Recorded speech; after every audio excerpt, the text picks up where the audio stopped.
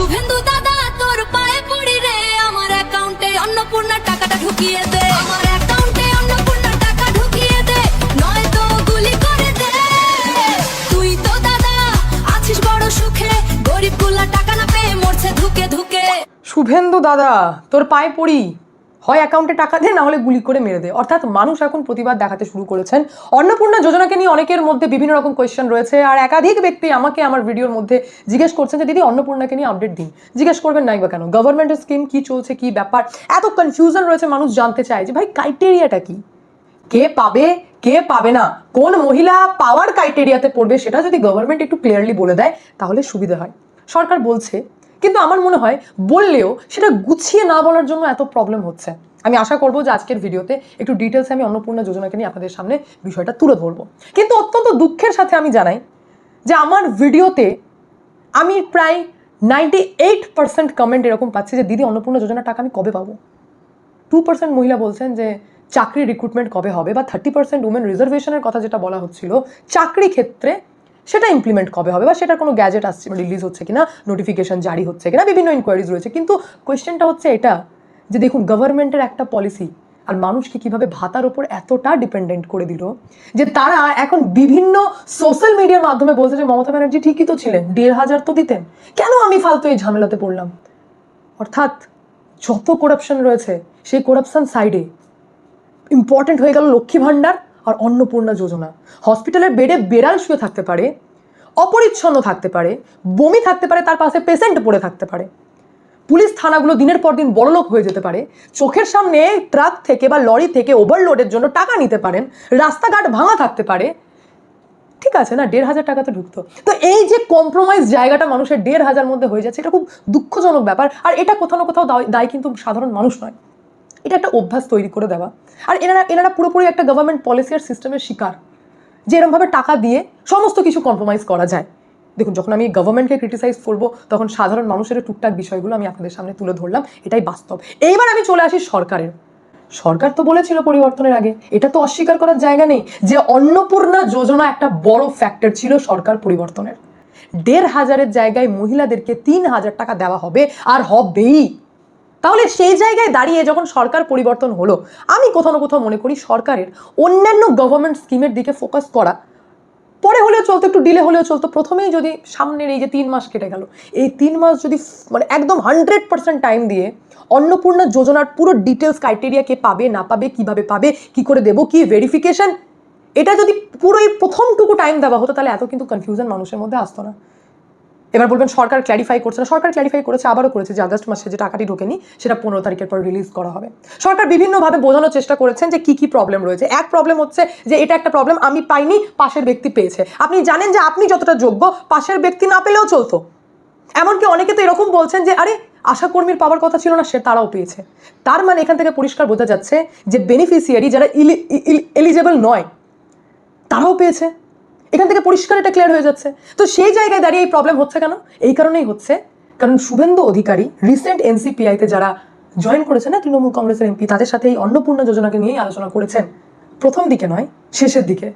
কি প্রবলেম হচ্ছে? তো লোয়ার মানে গ্রাউন্ড লেভেলের যে বিজেপি কর্মী তাদের সঙ্গে টিউনিং হচ্ছে না। কাদের হচ্ছে না? কারণ এখনো তো তৃণমূল কংগ্রেসের প্রতিনিধি রয়েছে, তাদের সাথে টিউনিং হচ্ছে না, যার জন্য প্রবলেম হচ্ছে যে এক তো হচ্ছে প্রতিনিধি কম, আর সেকেন্ড হচ্ছে কিছু জায়গায় ইন্টেনশনালি তৃণমূল কংগ্রেসের লিডাররা যারা জেনে বুঝে তৃণমূলের লোকজনকে অন্নপূর্ণা যোজনার পরিষেবা দিলেও বাকিদের নাম ডিলেতে ফেলে দিয়েছে। তার জন্য অনেকেই এখন আপত্তি করছেন, অনেকেই বলছেন ভাই টাকা কই, টাকা কই। ফ্যাক্ট, সরকারের প্রথমে যদি অন্নপূর্ণা যোজনাকে নিয়ে একটু বেশি ফোকাসফুল হতেন তাহলে আজকে এই সিচুয়েশন আসতো না। আমি তো নিজের চোখে দেখছি যে ভোট চাওয়ার আগে বাড়িতে বাড়িতে ছোট্ট করে একটা চিরকুট নিয়ে গিয়ে ফিল আপ করানো হচ্ছিল।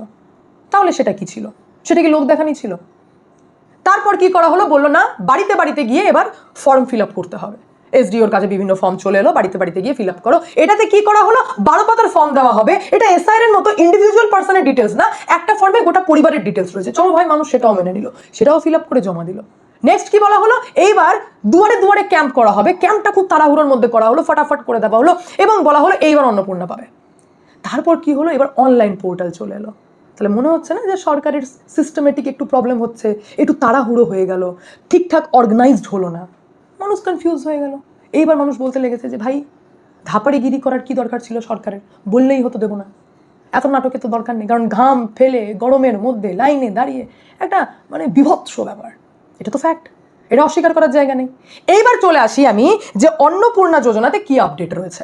আপডেট এটা রয়েছে যে যারা অনলাইনে ফর্ম ফিল আপ করেছেন তাদের বেশ কিছু ডিটেলসে ভুল রয়েছে, কিছু ফেক, যাদের বাড়িতে গভর্নমেন্ট চাকরি রয়েছে তারাও অন্নপূর্ণা যোজনার পরিষেবা লাভ করছেন। যখন আপনারা প্রতিবাদ করতে শুরু করলেন তখন সরকার দেখলেন যে এনাদের প্রতিবাদ ভুল নয়, সত্যি করে কিছু মানে যারা ইলিগাল, যাদের পাওয়া উচিত নয়, যারা এলিজেবল নয়, তাদের অ্যাকাউন্টে টাকা ঢুকছে, যাদেরকে না দিলেও চলবে, তাহলে তাদেরকে না দিয়ে বাকিদেরকে দেওয়া উচিত। যেমন আমি একদম লাইভ এক্সাম্পল বলি, আমার মায়ের সাথে কাজে সহযোগিতা করেন যিনি আমাদের বাড়িতে রয়েছেন, উনি 100% এলিজেবল ক্যান্ডিডেট। মানে ওনার তো বছরে 12 লাখ, তো মানে 1 লাখ, তো 12 লাখ তো দূর কি 1 লাখও হবে না, 50,000 হয়তো কামাই হবে না, মানে এতটা গরিব, তো উনি এলিজেবল, ওনার অ্যাকাউন্টে টাকা ঢোকেনি, কারণ ওনার কাউন্সিলর তৃণমূল কংগ্রেসের। এটাই হচ্ছে প্রবলেম, এবং গন্ডগোল করা হয়েছে, এটা আমি চোখের সামনে দেখছি, এটা হচ্ছে প্রবলেম। এবার সরকার কি করছে, সরকার বিডিওকে ফুল দায়িত্ব দেওয়া হয়েছে যে ডিটেলস ভেরিফিকেশন প্রসেস করো। এটা শুরু থেকেই যদি ফোকাস করা হতো তাহলে আজ পুরো ইমেজ ক্লিয়ার থাকতো। এবার চলছে ডিটেলস ভেরিফিকেশন প্রসেস, যার মধ্যে একাধিক গন্ডগোল ধরা পড়ছে। বিডিও নিজের দায়িত্বে পুরো ভেরিফিকেশন করছেন এবং আশ্বাস দেওয়া হয়েছে যে 15 আগস্টের পর প্রত্যেকে টাকা পাবে। সরকার কনফিউশন কিন্তু ওয়েবসাইটের মাধ্যমেও করেছে। একবার অন্নপূর্ণার মাধ্যমে বলা হলো যে চলো চলো চলো স্ট্যাটাস চেক করতে পারবে, 24 ঘন্টার মধ্যে হঠাৎ করে উড়ে গেল, মানুষ আবার হলচল করতে লাগলো, 24 ঘন্টা পর আবার একটা ওয়েবসাইট ওপেন হয়ে গেল, কিন্তু সেখানে স্ট্যাটাস রিপোর্ট চেক করা যাচ্ছে না, কিন্তু অন্নপূর্ণা যোজনার ফর্ম ফিল আপ করা যাচ্ছে। তার মানে ক্রাইটেরিয়াতে ভুল হচ্ছে না, প্রসেস তো ভুল যাচ্ছে, ঠিকঠাক হচ্ছে না, ঠিকঠাক মেনটেন করে হয়নি বলেই এত গন্ডগোল লাগছে। সরকার এখন বলেছেন যে 15 তারিখের পর প্রত্যেকেই অন্নপূর্ণা যোজনা পাবেন। এবার আমাদের 15 আগস্ট পর্যন্ত ওয়েট করা ছাড়া অপশন নেই, আমরা ওয়েট করব এবং তারপর দেখবো যে আবারও কিছু সরকারের ভুল হলো নাকি স্মুথলি প্রত্যেকেই টাকা পাচ্ছে কি পাচ্ছে না। এখন কোয়েশ্চেন এটা যে দিদি কারা কারা অন্নপূর্ণা যোজনা পাবে না, কারা কারা পাবে না, এই কনফিউশনটা দূর করে দিই, তাহলে বুঝে যাবেন যে কারা কারা এলিজিবল। নিজের বাড়িতে বসে বুঝে নিন যে আপনি পাবেন কি পাবেন না, ফালতু ঝামেলা বাড়িয়ে লাভ নেই। বলি এবার শুনুন, স্থায়ী সরকারি চাকরিজীবী অন্নপূর্ণা যোজনা পাবেন না। স্থায়ীভাবে আপনি যদি সরকারি চাকরি করে থাকেন আপনি পাবেন না। সরকারি সংস্থা, পঞ্চায়েত, পৌরসভা বা সরকারি সাহায্যপ্রাপ্ত শিক্ষা প্রতিষ্ঠানের কর্মীরাও, অর্থাৎ সরকারের সাথে যদি আপনি অলরেডি যুক্ত থাকেন, আপনি যদি সরকারি মাইনে পান, তাহলে আপনি অন্নপূর্ণা যোজনা পাবেন না। পেনশন ভোগী, যারা পেনশন পাচ্ছেন, আমি এটা মহিলাদের উদ্দেশ্যে বলছি, নিজের বরকে নিয়ে কনফিউজড হওয়ার দরকার নেই, পেনশন ভোগী যারা, তারা অন্নপূর্ণা যোজনা পাবেন না। আয়কর দাতা, আবারও বলছি মহিলারা যারা সরকারকে ট্যাক্স দিচ্ছেন, হ্যাঁ, তার মানে আপনি বলবেন যে আমার তো ভাই 5,000 টাকা ইনকাম, না আপনি ট্যাক্স দিচ্ছেন না। বছরে যাদের 12 লক্ষ টাকা ইনকাম, বছরে মানে মিনিমাম মাসে যদি 1 লক্ষ টাকা ইনকাম হয় তাহলে তারা ট্যাক্স দেয় না, 1 লক্ষ 1 টাকা হয়ে গেলে ট্যাক্স দেয়। বিষয়টা এরকম, মানে 1 লক্ষর ওপর যদি আপনি স্ল্যাব যায় তাহলেই আপনি সরকারকে ট্যাক্স দেবেন। তো 1 লক্ষের ওপর যাদের ইনকাম, বেসরকারিভাবেই বলছি, 1 লক্ষের ওপর যাদের ইনকাম তারা অন্নপূর্ণা যোজনা পাবেন না। 1 লক্ষর নিচে 5,000 থেকে 1 লক্ষ রেঞ্জ যারা সরকারকে ট্যাক্স দিচ্ছেন না তারা কিন্তু পাবেন। 25 মানে বয়স বলছি এবার, 25 বছরের নিচে 60 বছরের ঊর্ধ্বে অন্নপূর্ণা যোজনা পাবেন না। SIR 2026-এ যেটা হলো, সেখানে যদি যাচাইয়ে মৃত পাওয়া গিয়ে থাকে, কাউকে স্থানান্তরিত পাওয়া গিয়ে থাকে, ধরুন চেঞ্জ করে নিয়ে চলে গেছে, বা ভোটার তালিকায় যদি নাম বাদ পড়ে গিয়ে থাকে, তাদের ম্যাটার যদি এখন কোর্টে থেকে থাকে, তাহলে তারা অন্নপূর্ণা যোজনার সুবিধে পাবেন না। এবার আমি আপনাদেরকে একটুখানি সুপ্রিম কোর্টের একটি ঘটনা শোনাই, মানে এটা জানা আপনাদের জন্য অত্যন্ত দরকার। সুপ্রিম কোর্ট প্রথম মন্তব্য করেছিল যে স্টুডেন্টরা বা যুবারা হচ্ছে ককরোচ, আজ সেই এক মন্তব্য সুপ্রিম কোর্টের করা আর সরকার পর্যন্ত হিলে গেল সেই ককরোচের জন্য। সুপ্রিম কোর্ট বলেছিল, সেরকমই কিছু কিছু বিষয় সুপ্রিম কোর্ট বলে আর ভুগতে হয় কিন্তু সরকারকে, সিস্টেমকে, সাধারণ মানুষকে। কেন বলছি আমি এই কথা? আপনারা জানেন অভিষেক ব্যানার্জির আত্মসহায়ক সুমিত রায়, তাকে রেহাই দিল সুপ্রিম কোর্ট, হাইকোর্ট পর্যন্ত দেয়নি, তাকে গ্রেপ্তারি থেকে সুরক্ষা দিল সুপ্রিম কোর্ট। এই সেই সুপ্রিম কোর্ট যে সুপ্রিম কোর্ট প্রথম ককরোচ শব্দের ব্যবহার করে পুরো সরকারকে হিলিয়ে রেখে দিয়েছিল, কারণ বলেছিল সুপ্রিম কোর্ট ঠেকা নিতে হয়েছে সরকারকে। সেম ভাবে এইবার সুপ্রিম কোর্ট বলেছে যে সুমিত রায়কে ইমিডিয়েট বেসিসে কোনো গ্রেপ্তারি করার প্রয়োজন নেই। কে এই সুমিত রায়? প্রথমেই আমি ক্লিয়ার করে দেবো যে অভিষেক ব্যানার্জির এক আত্মসহায়ক বিনয় মিশ্র, সে কিন্তু ভানুয়াটুতে চলে গেছে। এই সুমিত রায়, যার খোঁজ কিন্তু আমাদের বেঙ্গল পুলিশ অনেক চেষ্টা করছে, পশ্চিমবঙ্গ পুলিশ বলতে পারেন পাঞ্জাবে পড়ে রয়েছে সুমিত রায়কে ধরার জন্য। কেন? কারণ তাদের কাছে ইনপুট রয়েছে যে এই সুমিত রায়, অভিষেক ব্যানার্জি আত্মসহায়ক, সে বিদেশ পালিয়ে যাবার চিন্তা ভাবনা করছে। কি করেছে? মারাত্মক কাজ করেছে। শালবনীতে জমি জালিয়াতি, কি জমি জালিয়াতি? সরকারি জমি বিক্রি করে দিয়েছে ভুয়ো নথি বানিয়ে, মানে ফুল অ্যাডভান্টেজ নিয়েছে সরকারে থাকার। এবং অভিষেক ব্যানার্জির, মমতা ব্যানার্জির চোখে বলতে পারেন ধুলো দিয়ে হোক বা না দিয়ে হোক, যা করেই হোক, উনি কিন্তু সরকারি জমি বিক্রি করে দিয়েছেন। এটা মারাত্মক অপরাধ। এবার এখান থেকে ভালো করে বুঝতে হবে যে আমরা কি দেখি জানেন তো, ক্রিমিনালদের না ক্রিমিনাল ইন্টেনশন রয়েছে কিনা দেখি। মানে এক ভাষায় বলতে পারি যে একটা ক্রাইম হয় যে আপনি মার্ডার করলেন, আর একটা ক্রাইম হয় যে আপনি নিজেকে বাঁচাতে মার্ডার করলেন। তাহলে সেটা কিন্তু মার্ডার না, সেটা আপনি আত্মরক্ষার জন্য করেছেন। তাহলে এখানে কি দেখছি? এখানে আমি আপনাদের অ্যাক্টাস রিয়ে দেখছি, মানে ইন্টেনশন দেখছি যে আপনার ইন্টেনশন কি ছিল, অ্যাকচুয়ালি মার্ডার করা ছিল নাকি নিজেকে বাঁচাতে মার্ডার করে ফেলেছেন। যেখানে সুমিত রায়ের ইন্টেনশন আমি পরিষ্কার বুঝতে পারছি যে পাঞ্জাবে ঘুরছে ও বিদেশ পালিয়ে যাওয়ার জন্য, বারবার পশ্চিমবঙ্গ পুলিশ বলছে। এমন কি আমি অবাক হয়ে গেলাম যে মেদিনীপুরের মুখ্য বিচার বিভাগীয় ম্যাজিস্ট্রেট থেকে গ্রেপ্তারের পরোয়ানা নিয়ে ঘুরছে পশ্চিমবঙ্গ পুলিশ, ওকে গ্রেপ্তার করতেই হবে, না হলে ও পালিয়ে যাবে, ওকে প্রয়োজন। এতটা জানার পর তার মানে ওর ইন্টেনশনই বুঝছি ক্রিমিনাল, ও পালিয়ে যেতে পারে, ও ভেগে যাওয়ার প্ল্যানিং করছে। সেইখানে সুপ্রিম কোর্ট গ্রেপ্তারি পরোয়ানা থেকে রিলিফ দিল। এটা ঠিক না ভুল আপনারা বিচার করুন। আমি কিন্তু দেখছি সুমিত রায় শুধু নয়, অভিষেক ব্যানার্জিও কিন্তু বারবার বিদেশ যাবো ট্রিটমেন্টের জন্য এই করছেন। এখন তো মদন মিত্র পর্যন্ত বিস্ফোরক হয়ে গেছেন। মদন মিত্র বলছেন যে অভিষেক ব্যানার্জি নাকি বলেছেন যে বলে দিতে আমি যদি বিদেশ চলে যাই আর আমাকে যেন ডিস্টার্ব না করা হয়, আমি কিন্তু বিদেশ চলে যাবো। তো এই যে সিচুয়েশনের মধ্যে সুপ্রিম কোর্ট সুমিত রায়কে একটা এক্সট্রা সাপোর্ট দিয়ে দিল, একটা মাথায় হাত রেখে দিল, তো চাপের ব্যাপার না? সেম ভাবে আপনাদের মনে আছে সেই ভুয়ো ভিডিওর কথা, ওই যে প্রশান্ত বর্মন হঠাৎ করে আবির্ভাব হয়েছিল, গাড়ি ধরা পড়লো একজনকে ঠুকে দিয়েছিল বলে, সেই ব্যক্তিকে সুপ্রিম কোর্ট থেকে অর্ডার ছিল যে ওকে ধরতেই হবে, মানে গ্রেপ্তারি পরোয়ানা জারি হয়েছিল। সুপ্রিম কোর্ট মনিটর পর্যন্ত করে না, জানেন তো? কতদিন মাথা লুকিয়ে ঢুকেছিল, খুঁজেই পায়নি সেই প্রশান্ত বর্মনকে। বর্তমানে আমি এখনো জানি না যে সেই ব্যক্তি অ্যারেস্টে আছে নাকি নেই। আমার তো মাঝে মধ্যে ডাউট হয় যে প্রশান্ত বর্মনের আবার ডোনাল্ড ট্রাম্প পর্যন্ত হাত নেই তো। মানে কত লম্বা হাত হলে এতদিন লুকিয়ে থাকা যায়, মাথা ঢাকা দিয়ে থাকা যায়, যেখানে আমি দেখছি যে ও চোর বা ও মানে ভুয়ো, যার এগেনস্টে মার্ডার কেসের চার্জ রয়েছে একটা ব্যবসাদারকে মারার, সে মাথা ঢাকা দিয়ে এতদিন চলে গেল। তার মানে ওর হাত কত লম্বা, ডোনাল্ড ট্রাম্প পর্যন্ত চলে যায়নি তো? মানে তারই সুপারিশও হয়তো ওকে ধরছে না পুলিশ, এইরকম কিছু কি?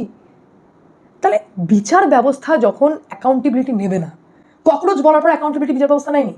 যখন ককরোচ নাম শুনে একটা ককরোচ জনতা পার্টি তৈরি হয়ে গেল, প্রোটেস্ট স্টার্ট হয়ে গেল, আমেরিকা থেকে অভিষেক ডিপকে চলে এলো, প্রোটেস্ট এত দূর গেল যে পার্লামেন্ট ঘেরাও করো, তখনও সুপ্রিম কোর্টের ঘুম ভাঙেনি যে আমারই সেই মন্তব্য ককরোচ বলা। তো এই দু পার্টিকে ডেকে কেন্দ্রকেও বলি এসো, স্টুডেন্টকেও বলি এসো, দিয়ে একটা মানে ঠিকঠাক সমঝোতা করে দিই, জরুরি আর্জি যেটা করে থাকে। কেমন করেনি আরজিকর মামলাতে? আপনাদের মনে পড়ছে না যে আরজিকর মামলা হাইকোর্টে চলছিল, হঠাৎ করে সুপ্রিম কোর্ট সুমোটো কগনিজেন্স নিয়ে হাইকোর্টের মামলা টেনে সুপ্রিম কোর্টে নিয়ে চলে গেল? হস্তক্ষেপ তো করেছিল। তাহলে এখনো চাইলে হস্তক্ষেপ করা যেত না? তা করবে না। এখন সুপ্রিম কোর্ট মুখ খুলছে, যখন সরকার সব সামলে নিয়েছে তখন সুপ্রিম কোর্ট কি বলছে? বলছে হ্যাঁ স্টুডেন্টের গায়ে হাত তোলা যাবে না। আরে যখন কোনো জাজমেন্ট কেন বলবো, যখন কোনো অর্ডার দেওয়া হচ্ছে, সেটা ইন্টারিম অর্ডারই হোক বা যাই হোক না কেন, তার যদি অ্যাকাউন্টেবিলিটি সুপ্রিম কোর্ট না নেয়, তাহলে এরকম দেওয়ার দরকার কি? এই যে সুমিত রায় যদি আজকে পালিয়ে যায়, তো সুপ্রিম কোর্ট লায়াবিলিটি নেবে? যদি বিদেশ চলে যায়, এই যে গ্রেফতারি হবে না এটা বলে দিলেন নেক্সট শুনানি পর্যন্ত, তার মাঝে যদিও কেটে পড়ে পালিয়ে যায়, তাহলে সুপ্রিম কোর্ট কি অ্যাকাউন্টেবিলিটি নেবে? তারপর তো সরকারকে ঘেরা হবে, এই পালিয়ে যাচ্ছে বিজয় মাল্যার মতো, এই ও নীরব মোদি পালিয়ে গেছে বিদেশ। এই তো হয়, এক জায়গায় বাঁশ খাচ্ছে তো আরেক জায়গায় গিয়ে প্রোটেকশন নিয়ে চলে আসছে। হাইকোর্টে যখন ফাঁসির অর্ডার দেওয়া হচ্ছে তো সুপ্রিম কোর্টে স্টে লাগিয়ে দিচ্ছে। তো এইভাবে তো চলতে পারে না। তাহলে অ্যাকাউন্টেবিলিটি নিতে হবে পরিষ্কার ভাষায়। আমি এখানে দেখতে পাচ্ছি যে ভাবুন, যে বিদেশ যাওয়ার প্ল্যানিং করছে তাকে সুপ্রিম কোর্ট মাথায় ছায়া দিল যে না, তোমাকে কেউ অ্যারেস্ট করবে না। এই হচ্ছে বর্তমান পরিস্থিতি। তো পুরো সিস্টেম চেঞ্জ হতে হবে, না হলে এগুলো চলতে থাকবে। দুর্নীতি করতেও কেউ ভয় পাবে না, চলতেই থাকবে। এখন আমার নতুন দেখছি কাস্ট সার্টিফিকেট নিয়ে ধরাধরি শুরু হয়েছে। রিসেন্ট ক্যালকাটা ইউনিভার্সিটির দিক থেকে বড় স্টেপ নেওয়া হয়েছে। 19 জনের কাছাকাছি আইডেন্টিফাই করা হয়েছে যারা ভুয়ো সার্টিফিকেট দেখিয়ে পিএইচডি, এলএলবি এই সমস্ত করছেন। এটা কিন্তু হচ্ছে আর আমার খুব ভালো লাগছে দেখে যে অ্যাটলিস্ট এবার ধরা চলছে, এবার ধরপকড় চলছে বলতে পারেন, যে এই সমস্ত দুর্নীতি করা যাবে না ভুয়োভাবে। জেনুইন তো জেনুইন, আদারওয়াইজ কেন কম্প্রোমাইজ করার আছে? তো এইভাবে শক্ত হাতে রাজ ধরা দরকার। আর কিছু জেনুইন ব্যক্তি রয়েছেন কলকাতা, মানে এই যে ইউনিভার্সিটি অফ ক্যালকাটা, তার কর্তৃপক্ষ নিশ্চয়ই ডেফিনেটলি উনি শক্ত হাতে রাজ ধরেছেন, করাপ্টেড নয়, তাই তিনি অ্যাকশন নেওয়া স্টার্ট করে দিলেন, চিঠি লেখা শুরু করেছেন। তো ভালো লাগছে দেখে যে এইভাবেই অ্যাকশন হওয়া উচিত দুর্নীতির বিরুদ্ধে। আমাদের অবস্থান সব সময় থাকা উচিত, তবেই সিস্টেম চেঞ্জ হবে, আদারওয়াইজ এই সিস্টেম কেউ চেঞ্জ করতে পারবে না। বাকি এই পুরো বিষয় নিয়ে আপনাদের কি মন্তব্য অবশ্যই কমেন্টের মাধ্যমে জানান। আমি এখানে এন্ড করি, দেখা হচ্ছে নেক্সট ভিডিওতে। ভালো থাকবেন, সুস্থ থাকবেন, সঙ্গে অদ্বিতীয় চ্যানেলটি অবশ্যই সাবস্ক্রাইব করবেন, কারণ একটাই, যা হবে স্পষ্ট হবে।